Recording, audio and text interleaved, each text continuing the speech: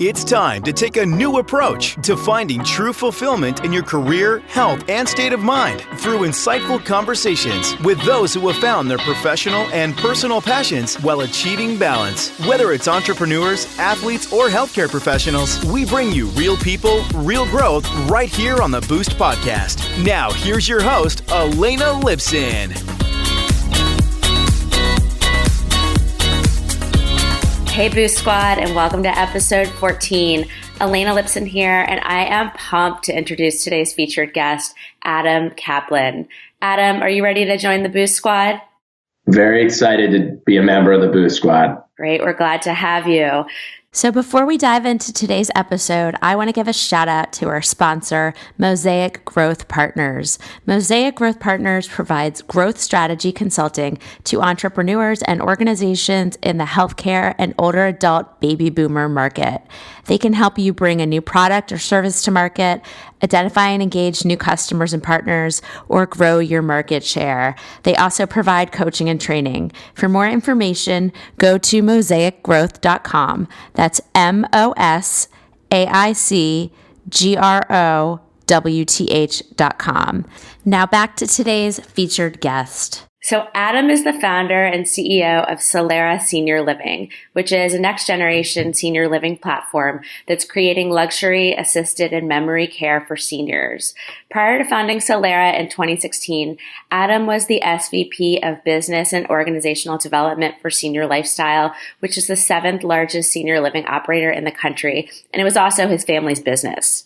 Adam is based in Chicago with his wife and children, and we have so much to get into today with you, Adam, both to learn about Solera and your journey of leaving the family business and going off on your own. So let's just dive right in.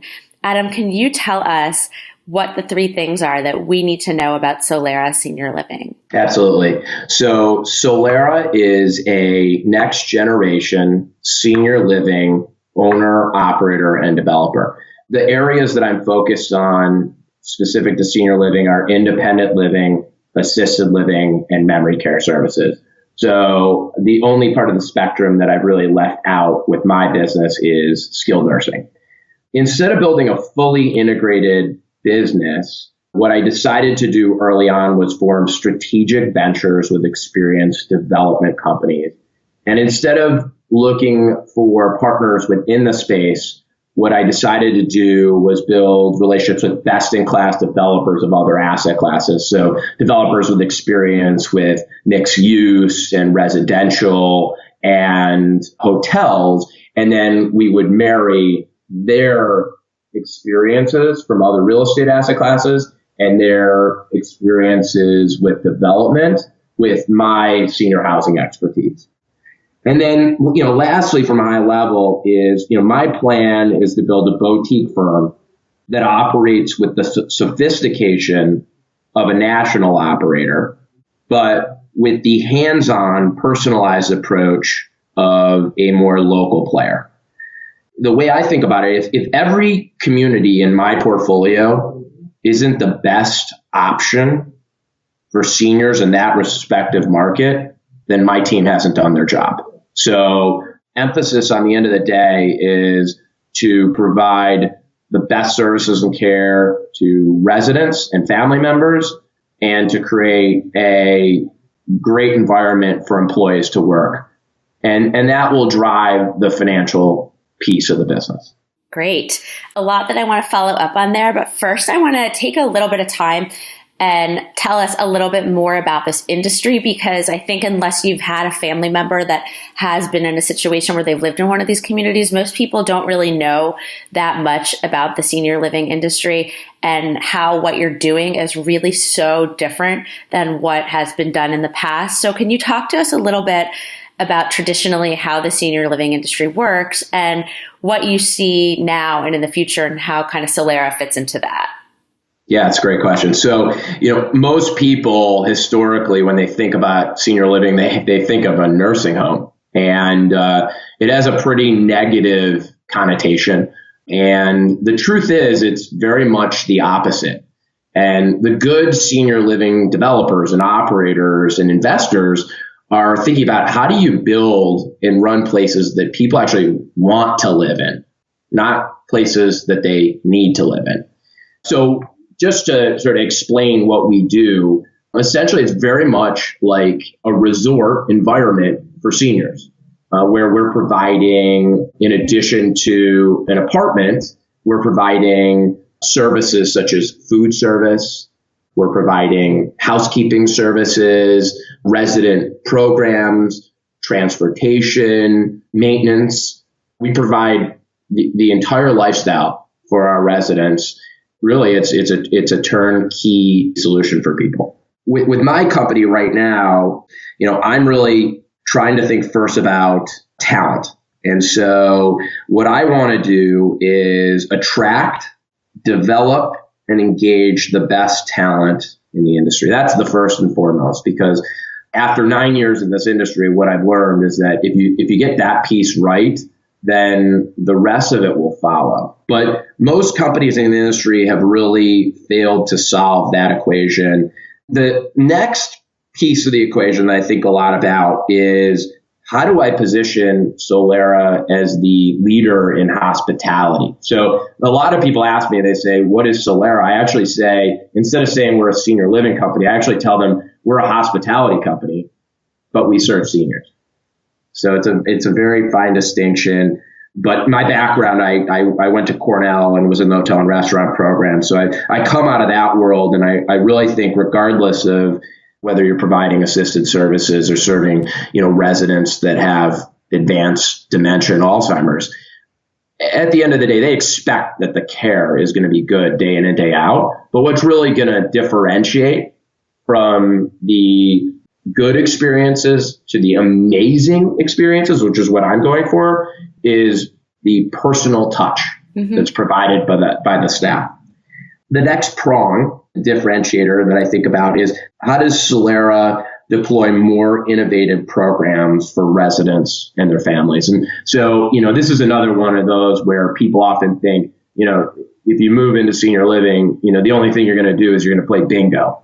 Now, yeah, that is very true. You do go into a senior community, and, oftentimes you've got, 50 people in a room, but the industry it's evolving. And it's going to pass a lot of people by that are not thinking about the future. A lot of people are looking for educational programming. They want, a professor from a local university to come in and teach a history class, or they want a politician to come and talk about, the political environment. My team's job is to really think about, how do we change the status quo and really find ways to engage people more. And then lastly is designs and amenities. You should walk into a community, especially one of my developments, and you should say, wow, I wish I lived here. Even millennials, that are working in one of these communities, they should say, I want to live here. And then what I mentioned earlier, if you get those pieces right, then the business should follow. And I think a lot of people have thought about this the wrong way. And, they say that they're doing these other things, but at the end of the day, they miss their financial numbers for a 30-day period. And, they start thinking more about the financial piece than how do you engage your employees and how do you serve the residents and family. Yeah. And thank you for providing that context, because I think if you're not familiar with this industry, it's really hard to grasp how really revolutionary what Adam is doing actually is. You think of a lot of these places, like he said, it's where people go and they think they're going to die there. And a lot of them are not that inviting. And the fact that he's putting a different emphasis on creating a resort-like experience, really focusing on talent. This is an industry where there's a lot of turnover, and the staff can be pretty transient.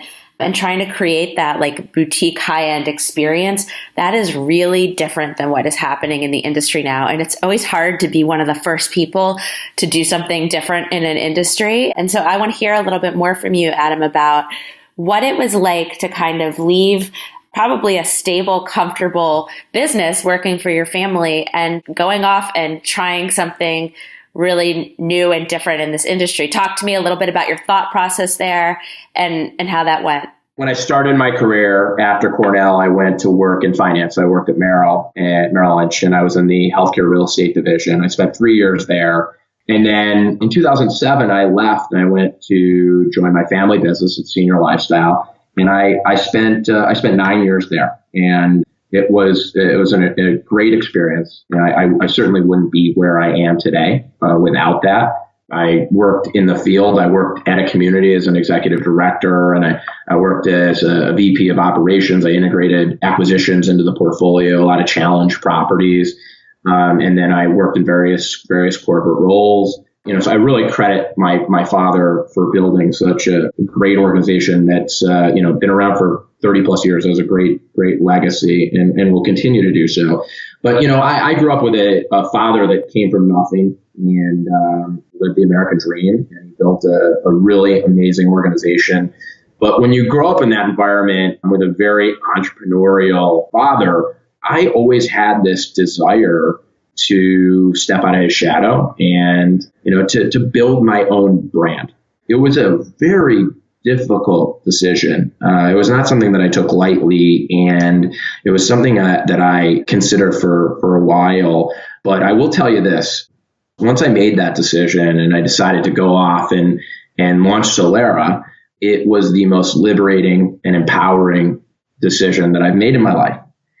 And while I think very highly of Senior Lifestyle, I've never looked back. Yeah. And that sentiment that you're describing, Adam, is something that a lot of founders and entrepreneurs feel. So it's super scary to take that first step.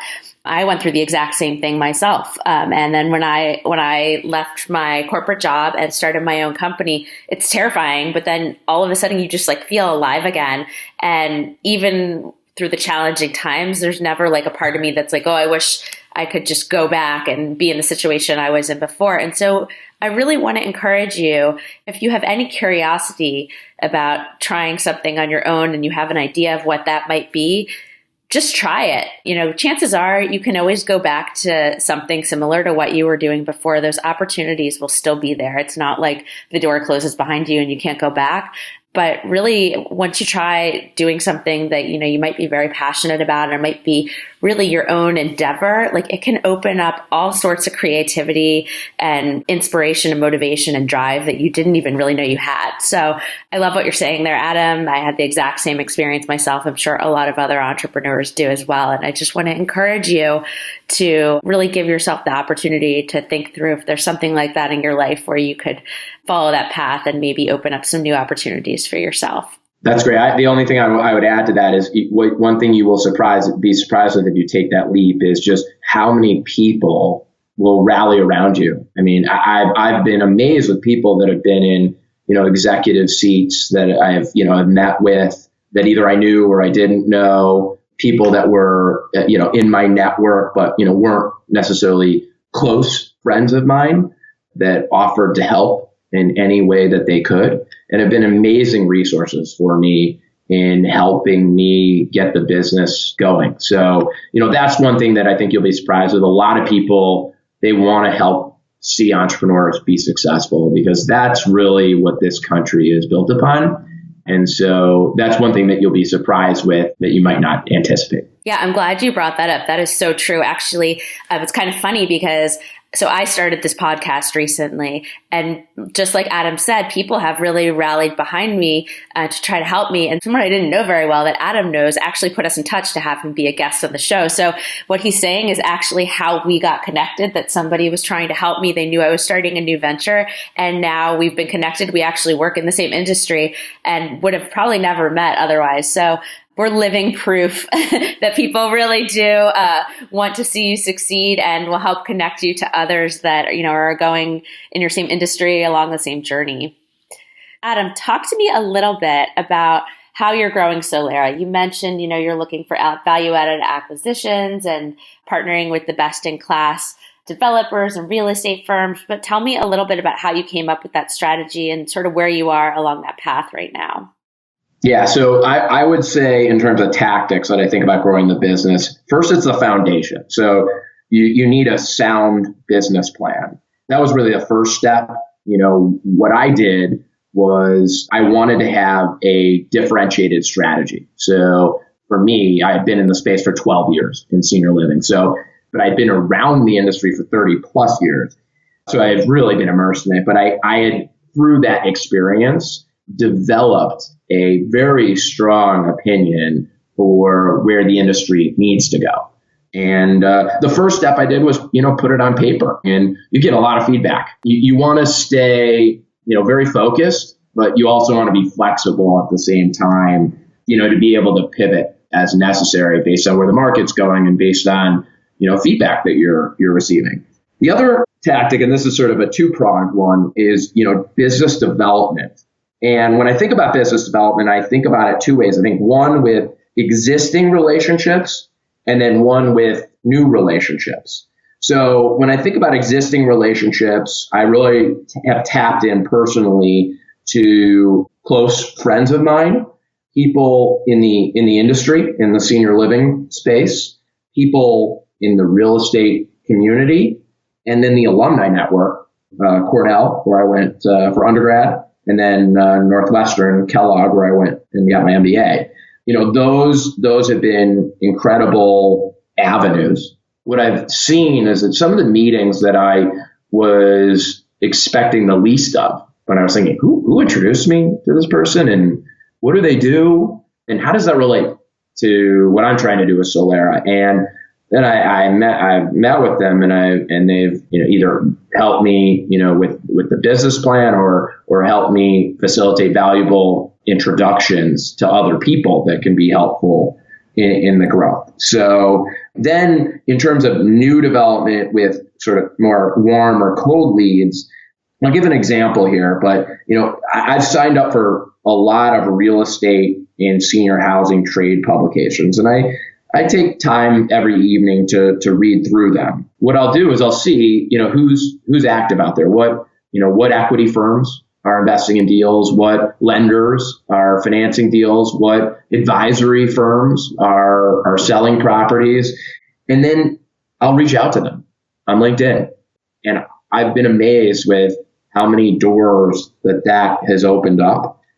I still find myself daily having conversations or face-to-face meetings with between 5 to 10 people a day. And starting a new venture, I say it has a compounding effect. You look at the top of the funnel, and the more people you meet with, then the more opportunities that you're going to come across. The more opportunities you come across, you filter that down further, the more that are going to align with your strategy. And it's very easy when it starts pouring in through this funnel to say, oh, I want to get on the board. I want to generate some income, and to just take on projects that will check that box. But because I've wanted to stay so disciplined and so focused, this strategy of being very business development oriented has allowed me to meet with so many people and see so many opportunities that I've been able to identify some development opportunities that are now in the planning stages, and then some acquisitions that I'm close to tying up.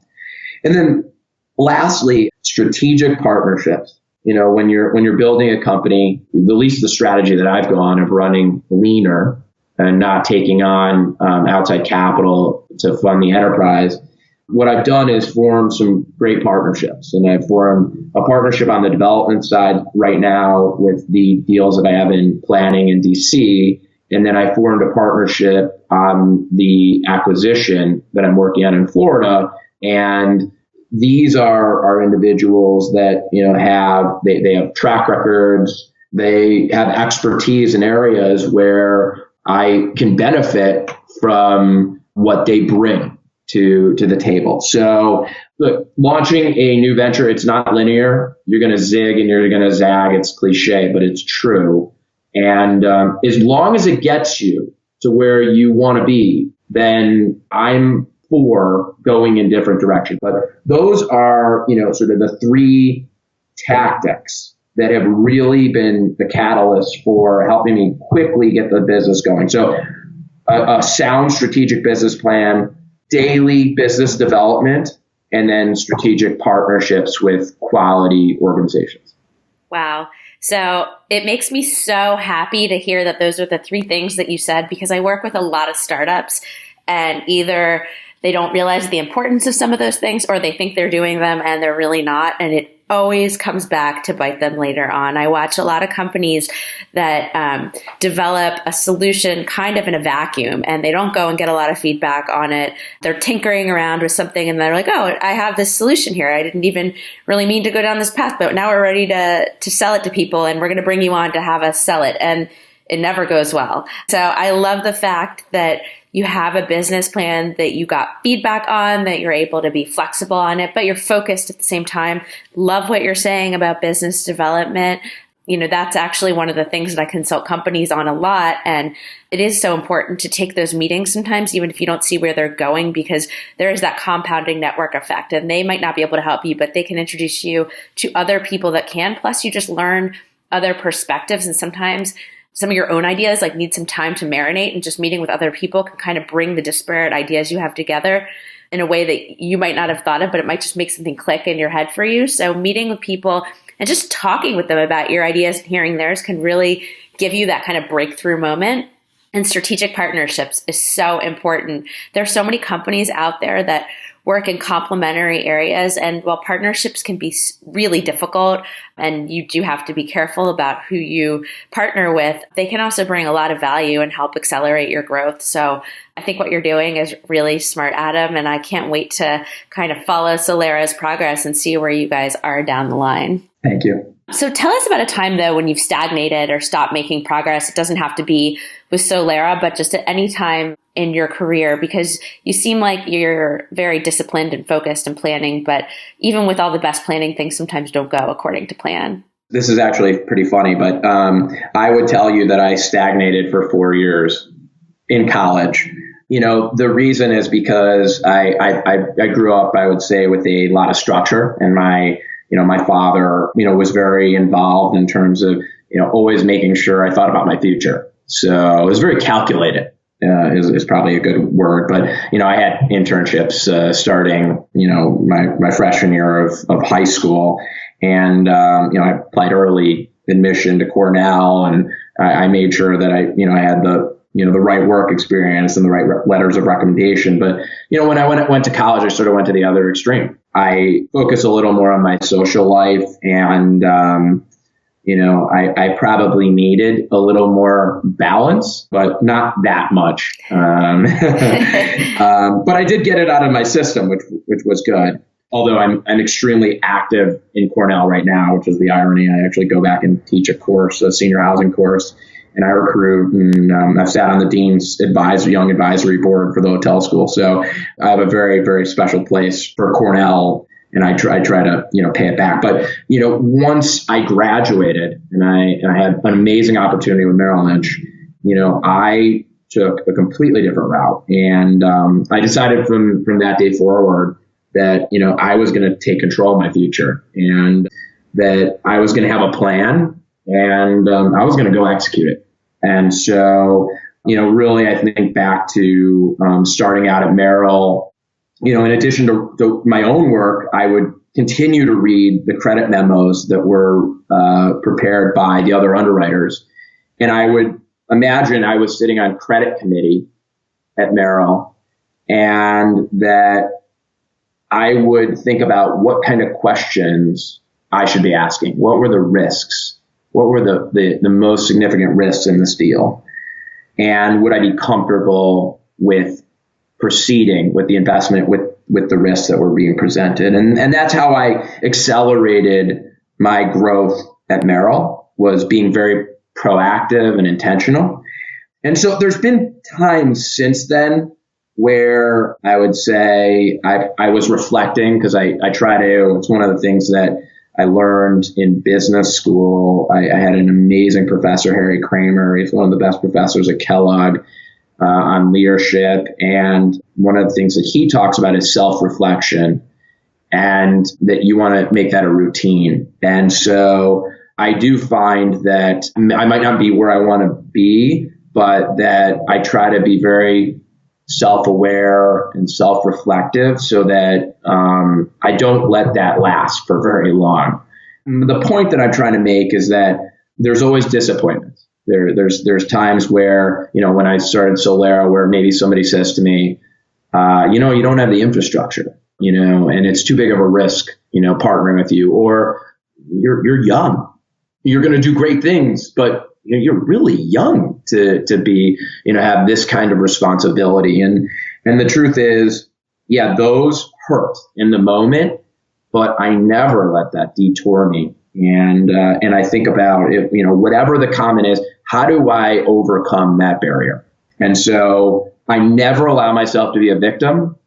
And I think that's probably sort of one of the themes there, is that, regardless of whether the feedback is what I want to hear or not, and obviously I've had, successes and setbacks, as we all do, but I personally take ownership of my future and my success. And that's, I think, one of the keys to, why I am where I am right now, and feeling at peace, with the place that I'm in my career. Great. I mean, it sounds like you're incredibly self-driven, which is really important, but sometimes people that are like that end up just like overworking themselves. So talk a little bit about how you take that time to care for yourself when you're, spending every night reading on the industry and meeting with 5 to 10 people a day and running this new business, and you have kids and a wife. So talk to me a little bit about how you take that time for yourself. Yeah, that's great. So, the first and most important to me is the time with my family, my time with my 2 boys, Blake and Brooks, who are 3 and 1, and then my wife, Elise. I wouldn't want to let this time go by where, I'm swamped building a business and I miss out. I don't want to have that kind of regret. So in addition to that, I think one thing that I've been pretty good at this stage, it took me a long time, is stress management. I would say that, I used to characterize myself as probably on a scale of 1 to 10, I would probably say, 10 being the most stressed. I was probably around a 10 for a very long time. I hired a few years ago a executive coach through Kellogg and worked with her for 2 years. She's probably one of the most instrumental people in my life.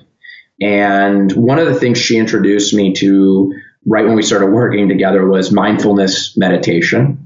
I don't really talk about it a whole lot because it's one of those things that, people, if they're not familiar with it, they sort of are uncomfortable with it. You don't have to spend a lot of time. It could be 5-10 minutes a day. Once you sort of develop the practice, you don't even have to do it necessarily formally, and you can find ways to be mindful throughout your day. That, I will say, has been extremely positive for me in terms of managing stress and improving clarity. The other thing I've always tried to do is work out routinely, but since I launched Solera, I've gotten into these really intense workouts. And so, my wife will probably laugh because I'm actually going to say that I've been doing this workout called Barry's Boot Camp 2 days a week. I think she thinks I'm obsessed. I am pretty obsessed.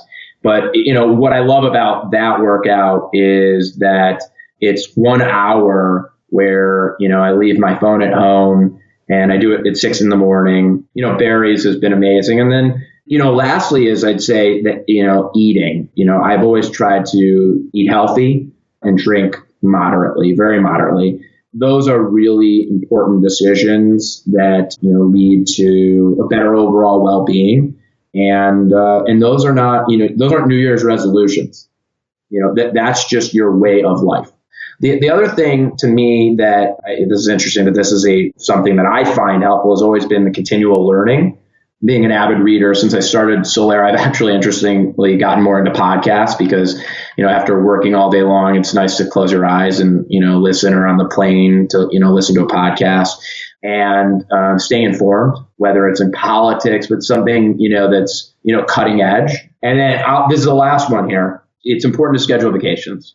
Absolutely. And I think basically all these things that you've touched on are about consistently building out a lifestyle on purpose where you integrate these things into it on a daily basis, a lot of them, like the eating and the working out and things like that. They're not New Year's resolutions for you. I thought that was a really interesting point.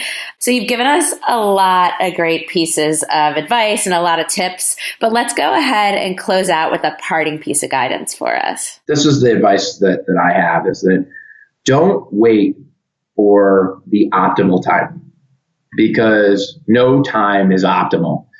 You're always going to have a reason why today isn't the right day to take a leap.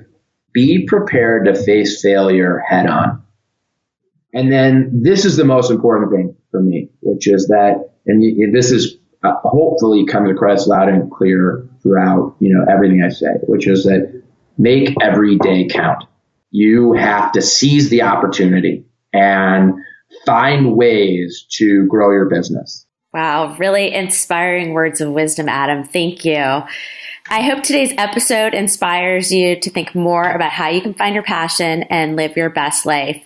For more information, including links to resources that Adam and I chatted about today and how best to get in touch with him, head on over to our website, theboostpodcast.com, and check out our show notes from this episode and catch the Boost bonus. Adam, I want to thank you for sharing your journey with us today. And remember, anything is possible for you. Now that you've completed this episode, the next step is to join the Boost Squad for strategic insights, tips, and tricks, as well as exclusive resources designed specifically to accelerate your personal and professional growth. All this and more is waiting for you at theboostpodcast.com.